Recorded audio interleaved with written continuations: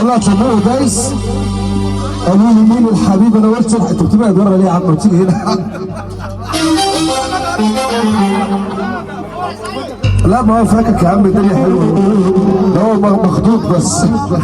في فتح باب لحسن عدل يا ابو سريع يا عيوب. معايا هنا برضه اهو فتح باب لابو سريع ابو هدى. قالوا لي مين الحبيب؟ انا قلت الحبيب ابني.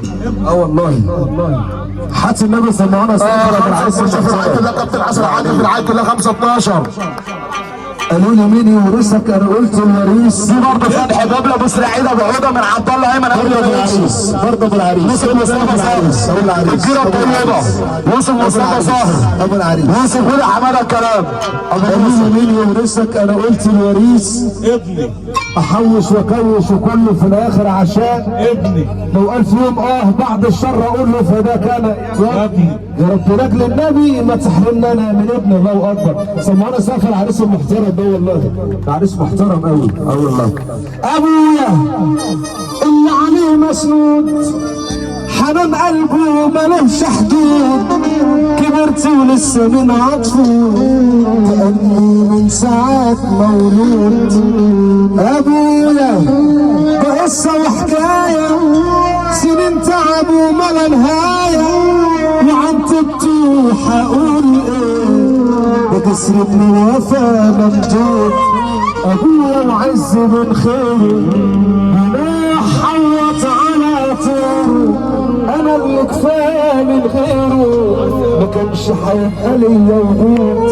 اقول له يا ابويا حملني، ده سمعونا السقف يا اخوانا، سمعونا السقف. اقول له يا ابويا حملني هات الشيله شيلني، لامتى يا ابويا هتشيلني؟ يقول له طول ما انا موجود في كل دقيقه بحيانا ملامح ابويا جوايا، انا اللي بابويا ببابا وببعيني في كل اسبوع. الله. كل الناس ممكن تخونك الا هي تشيل في همك، كل الناس ممكن تخونك الا هي تشيل في همك. النبي سألوا الصحابي قال له امك ام العريس، ام العريس، ام العريس الكلام ده ليك انت ها؟